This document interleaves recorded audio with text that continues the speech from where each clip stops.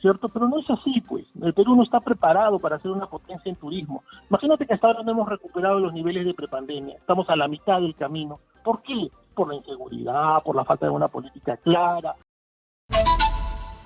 Ayer, y si tiene algún momento en el día, a la hora del almuerzo o a la hora que está regresando a casa, en su celular puede también sintonizar Exitosa vía la web o las redes sociales, y ahí va a estar usted completamente informado de todo lo que usted necesita para estar al tanto, pues, de la realidad política, deportiva, económica y en general de todo aquello que es importante para desarrollarnos. Bien, son las 11:01 de la mañana de hoy domingo. Estamos ya cerca al día de la Navidad. Estamos a un día más ya. Mañana es 23 y luego ya prácticamente el 24 comienza la fiesta y el día 25 pues es el día en que se celebra el nacimiento de Jesús. Bien, vamos ahora a conversar sobre las pequeñas y medianas empresas, las MIPES. Hemos invitado a Daniel Hermosa, que es experto en estos temas, es director de MIPES Unidas, para poder discutir un poco el tema. ¿Qué es una MIPE? ¿A quiénes se consideran MIPES? ¿Es un ambulante, un comerciante, una persona que sale a la calle arrojada por la necesidad y que vende ropa o caramelos? ¿Un emprendedor, como le llaman? ¿Se puede llamar un emprendedor? ¿O es alguien que por necesidad sale arrojado a la calle a tratar de vender algo para llevar algo a la casa? ¿No? Esas son preguntas que vamos a hacerle a Daniel Hermosa. Daniel, buenos días. Buenos días. Gracias por la oportunidad de poder conversar sobre la situación de las MIPES en esta coyuntura de las fiestas navideñas y cómo nos está dejando el 24 y cómo enfrentaremos el año 25, independientemente de la formalidad o de la informalidad. Ajá, Daniel. Porque la pregunta que tú dime. Sí, por favor, primero refiérenos qué hace MIPES Unidas como institución. Bueno, es un gremio que nació hace 4 años, es un gremio formado por gremios de regiones. Nuestro gremio nace por la necesidad de tener una vocería y una institución que gestione y defienda los intereses de las MIPES de todas las regiones del Perú. Por eso MIPES Unidas del Perú está conformado por diversos gremios de diversos sectores, turismo, metalmecánica, bodegas, ¿no? Y que, como te repito, ha sido creada por la necesidad de visibilizar los problemas que tienen las regiones. Por eso es que el trabajo que realizamos, básicamente los estudios, las propuestas de proyectos de ley y la incidencia que hacemos en el Ejecutivo, está básicamente enfocada en atender las graves y grandes necesidades que tiene el sector de la micro y pequeña empresa en las regiones. Bien, dicho esto, la siguiente pregunta cae madura. ¿Qué es una MIPE en el Perú? Bueno, en primer lugar, la microempresa conforma casi el 93% del tejido empresarial, ¿no? del país, ¿no? MIPES formales, microempresas formales, alrededor de los 2.800.000, ¿no? Que son microempresas, donde está servicios y manufactura, ¿cierto? Y obviamente el saldo, el 7%, está conformado por pequeñas, medianas y grandes empresas, ¿no? Tenemos, pues, obviamente, como tú señalabas, preguntabas si es que los emprendedores que salen día a día a vender sus productos en la calle son microempresarios. Claro que lo son, por supuesto que lo son, ¿no? Son autoempleados que se ven en la necesidad de tener que salir a las calles a poder comercializar una diversidad de productos que lo vemos día a día. Y que por supuesto forman el tejido empresarial, que alrededor entre formales e informales estaríamos llegando casi a los 8 millones de unidades productivas o de servicios, como quieras denominarla, pero que al final todos somos empresarios, ¿no?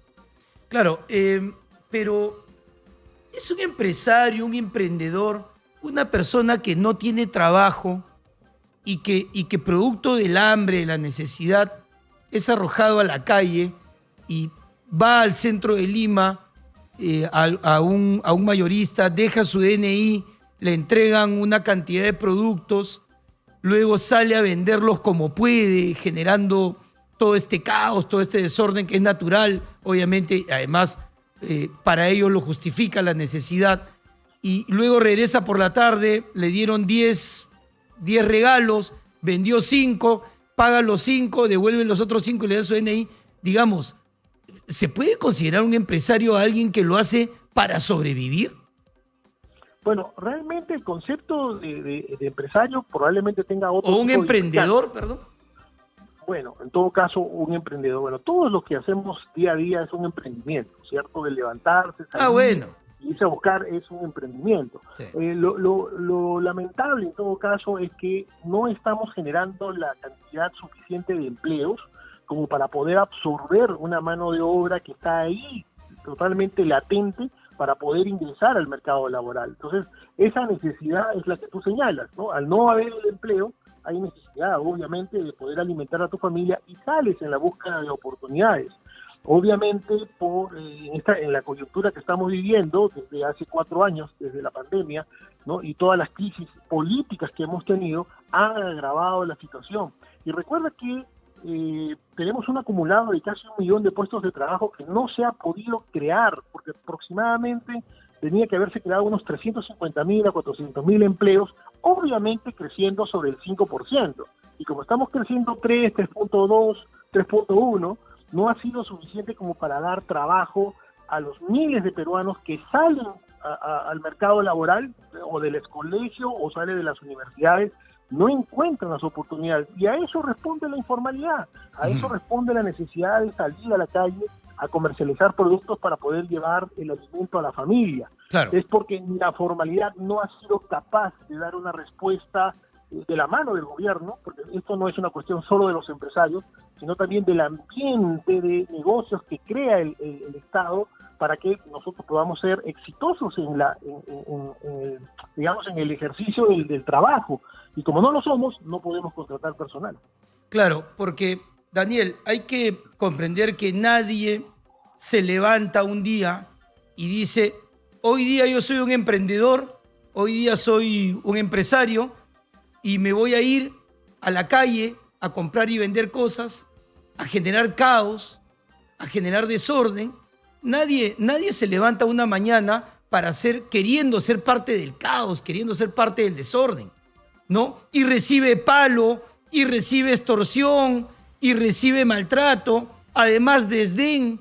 Todo eso lo recibe alguien que esté en la calle tratando de vender, amén de todos los demás riesgos que corre ya de por sí una persona. A veces se ven niños, adultos mayores ejerciendo comercio en la calle.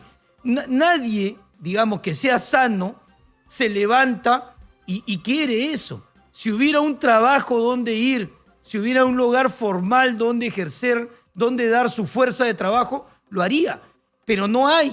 Y no todos tienen la suerte de haber estudiado, de haberse preparado o de tener un capital para efectivamente hacer una microempresa, digamos, de repente incluso informal, ¿ah? De repente esta microempresa informal, porque hay muchos talleres en todos los cinturones de Lima, donde hay muchas microempresas informales, pero que son microempresas, porque tienen un local, tienen alguna estabilidad, les compran, le venden productos, tienen cuenta de banco, tienen personal, pero el resto es parte del caos, pero no creo que lo deseen. Bueno, mira, acabas de tocar un tema bastante interesante. Estás hablando de la gente que ha tenido la oportunidad de estudiar o que tiene algún pequeño capital para emprender. Es la clase media está muy golpeada. Además, tenemos que considerar que si vemos indicadores, más de 1 millón de personas se han ido en los últimos 3 años del país y no han regresado, ¿cierto? Y se han ido gente joven, profesionales, 18 y 20, profesionales, estamos perdiendo, sí. Porque en la lógica de que si yo tengo el capital y preparación, invierto y genero una pequeña empresa en el Perú, sí, pues, claro, pero como estamos en una crisis, realmente la inversión que puedes hacer corre un alto riesgo. Primero porque no hay acceso al crédito como debería ser. Por más que tú tengas capital, el banco no te va a prestar si es que no tienes un número determinado de años, ¿cierto? Generando, digamos, utilidades para que el banco te preste. Entonces, estos chicos, estos jóvenes profesionales con preparación y probablemente con algo de capital, prefieren migrar en búsqueda de oportunidades, lo cual nos indica que tenemos un problema muy serio, porque no se están generando inversiones internas a nivel de micro y pequeña, obviamente, ¿no? Y que todos los jóvenes se están yendo del Perú, ¿cierto? Y súmale a esto que no hemos sido capaces de generar puestos de trabajo en los últimos 3 o 4 años. Entonces tenemos una crisis que este gobierno no la está leyendo.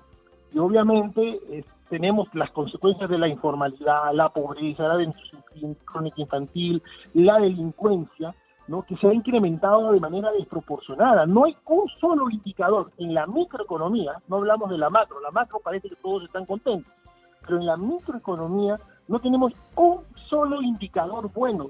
Si alguien me dice que hay un indicador bueno, pues bueno, que me desmienta. Un solo indicador bueno en el sector de la microeconomía, de la microempresa, del ciudadano de a pie, la clase media vulnerada, golpeada.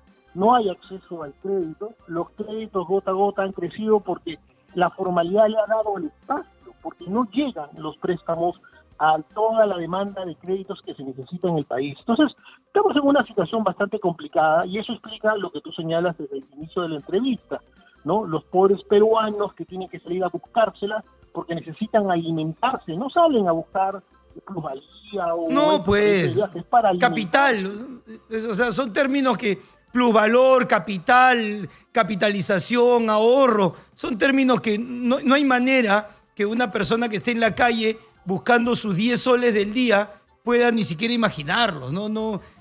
Imaginemos, o sea, no hay manera, ¿no? Es solamente subsistencia, ¿no? Así es. Bien, Daniel, se me quedó una pregunta en el tintero hace un momento cuando hablábamos de las MIPES.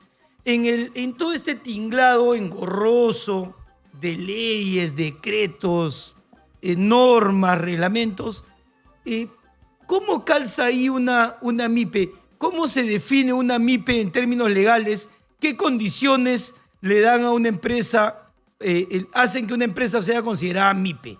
¿Cuáles son las condiciones legales, económicas, laborales? ¿Cuáles son? Bueno, hasta 10 trabajadores y no más de 150 UIT de facturación anual, y ahí están considerados como microempresa.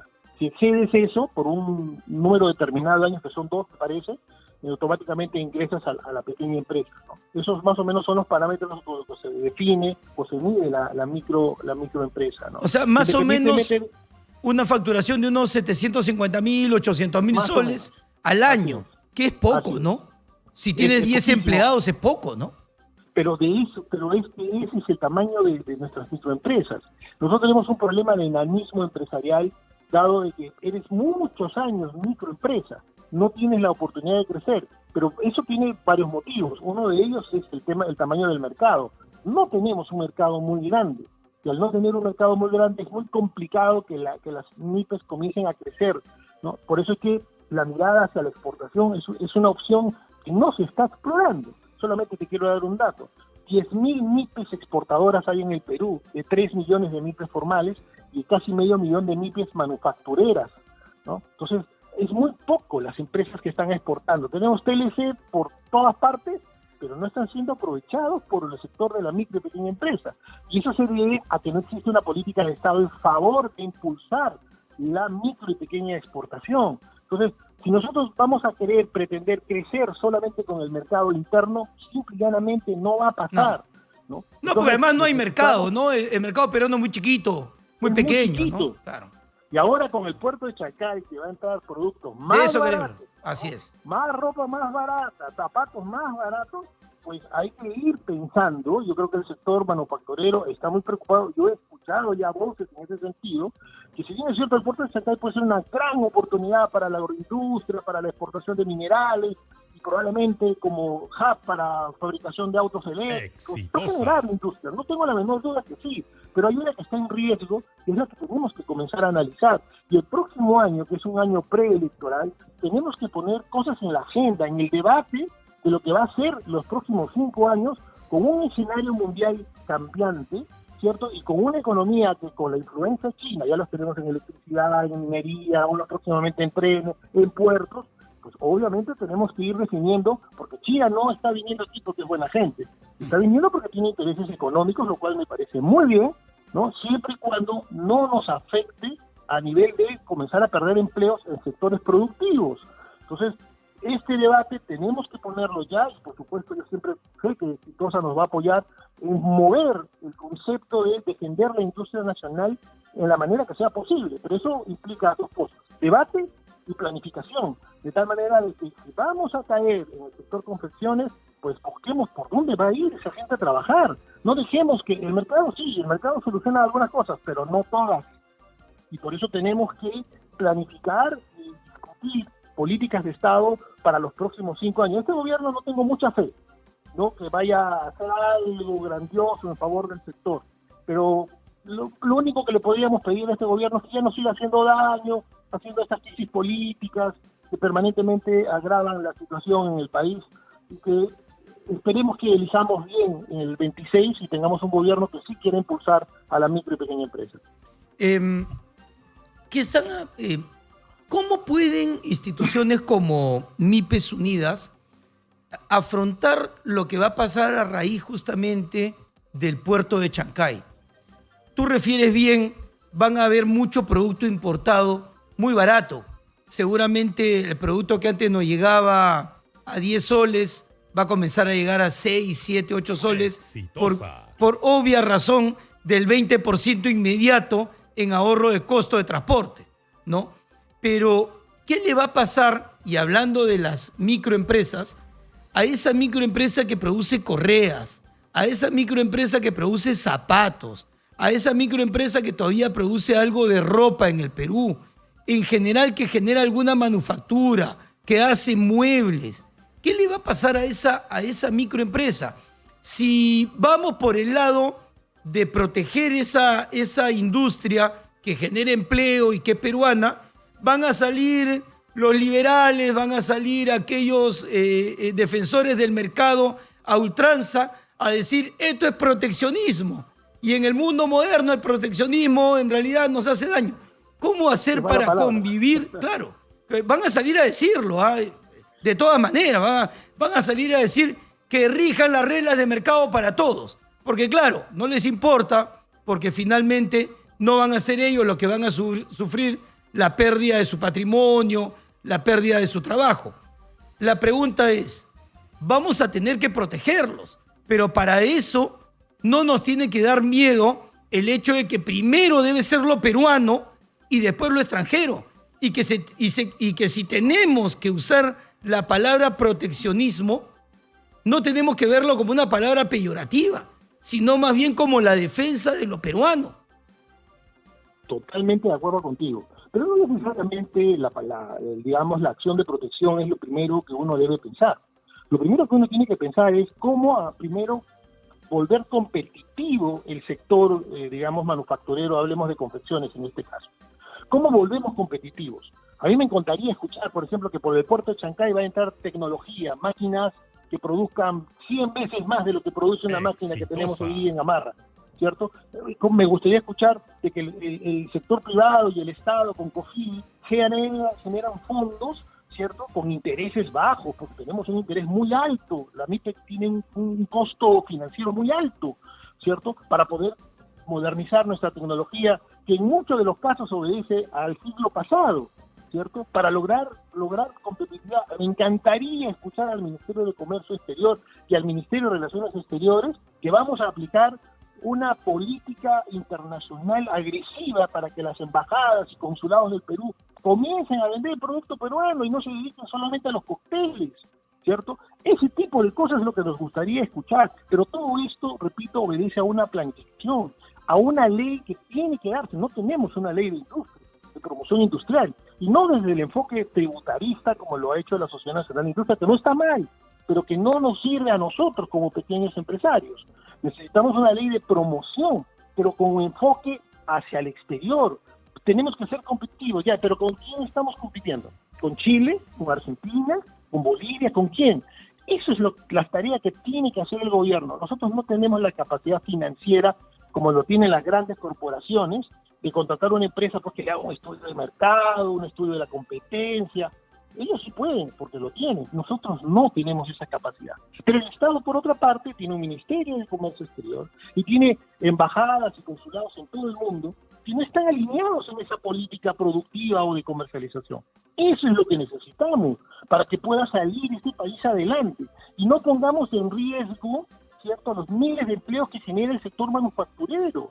Esa es la tarea que tenemos que hacer. Y nosotros como MIPES Unidas del Perú lo estamos diciendo, predicando y escribiendo, ¿cierto? De tal manera que los futuros candidatos y eventualmente el futuro presidente o presidenta, ¿cierto?, asuman el rol de conducir el Perú hacia una industrialización que es necesaria. No es que sea no, que como China es la factoría del mundo, ya todo el mundo tiene que dedicarse a hacer, pues, no sé, restaurantes, turismo, ¿cierto? Pero no es así, pues. El Perú no está preparado para ser una potencia en turismo. Imagínate que hasta ahora no hemos recuperado los niveles de prepandemia. Estamos a la mitad del camino. ¿Por qué? Por la inseguridad, por la falta de una política clara, por un desperdicio de recursos, por no potenciar tantas riquezas que tiene el Perú y solamente dedicarnos a una sola riqueza que tenemos.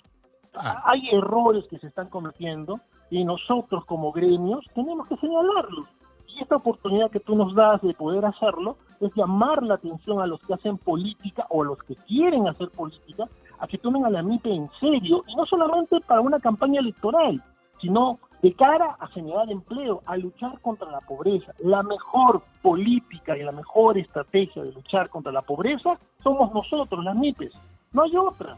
¿Creen que regalando conservas de carne de caballo malogradas es la manera de luchar contra la pobreza y el hambre? No, señores, somos nosotros la mejor estrategia y política para luchar contra la pobreza.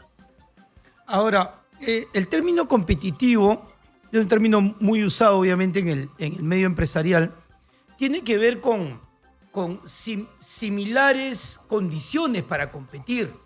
No puede, si yo voy a una carrera de 100 metros y estoy con una ropa no adecuada, zapatillas no adecuadas, entonces no voy a ser competitivo respecto del otro que ha venido pues vestido adecuadamente, que seguramente ha tomado un buen desayuno y además ha tenido el tiempo para prepararse.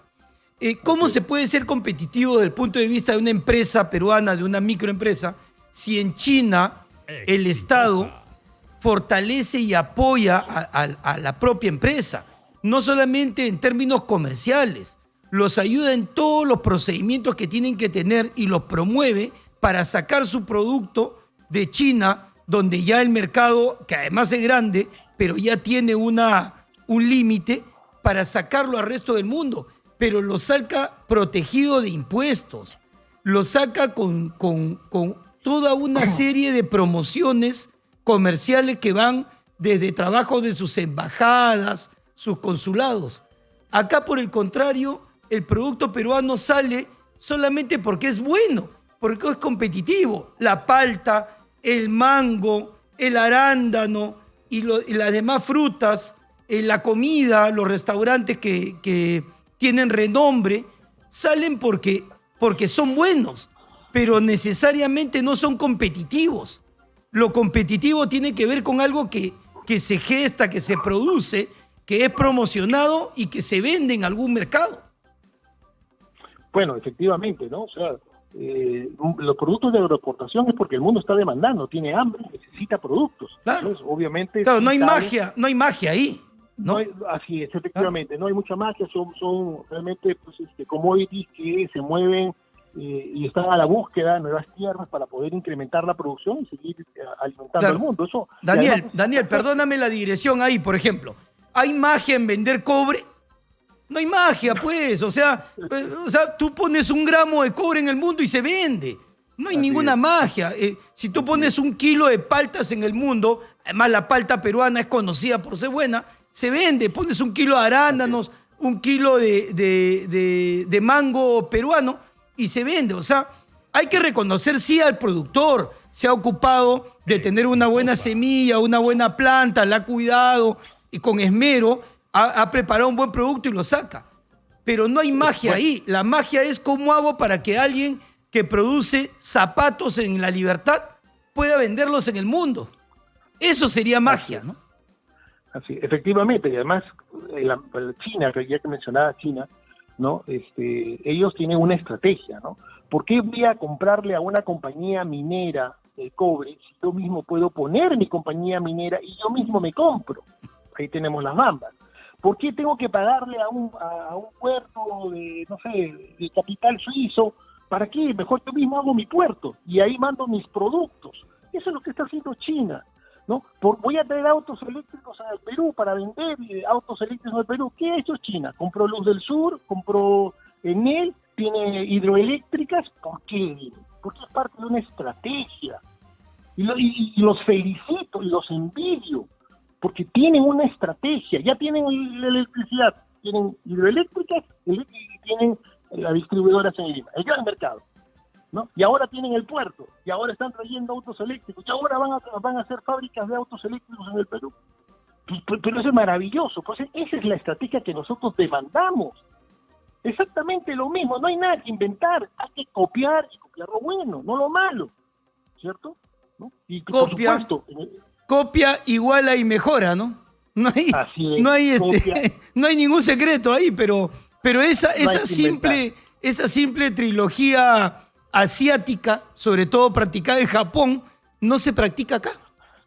No, bueno, es que no tenemos pues políticos con una visión empresarial, ¿no? O sea, nos hemos conformado con el principio del chorreo, ¿no? Hay que darle un montón de plata arriba y luego el beneficio va a chorrear. No está funcionando. Probablemente en la primera parte de este siglo, ¿no? Los primeros 10 años, 11 años funcionó, pero a partir del 2011 para adelante ha habido una frenada al concepto del chorreo. Y hoy día nos encontramos en una situación bastante complicada desde el punto de vista económico, empresarial, etcétera, y que demanda un cambio de estrategia, no de normas constitucionales, no eso. Estamos hablando de un cambio en general de lo que significa la estrategia para lograr bienestar. ¿Cómo puede ser, explícame, que tengamos 35 o 40% de desnutrición crónica infantil en un país que tiene recursos como el cobre, la agroexportación? Es inexplicable, ¿cierto? Así Eso se debe a que no estamos haciendo la tarea no solamente como empresarios, porque hay que también asumir un poco la responsabilidad, sino también el Estado, que es el que juega el gran árbitro de este juego que se llama la economía, ¿no? Así es. Daniel, te agradezco mucho tu presencia en el programa. Ha sido interesante, de verdad, el debate. Más que una entrevista, creo que ha sido un debate, pero naturalmente te invitamos por una nueva oportunidad porque esto da para largo. Muchas gracias. Muchas gracias y feliz Navidad. Bien, queridos amigos, hemos tenido con nosotros a Daniel Hermosa, director de MIPES Unidas del Perú. Bien, nos vamos ahora a la pausa del programa y volvemos con lo último.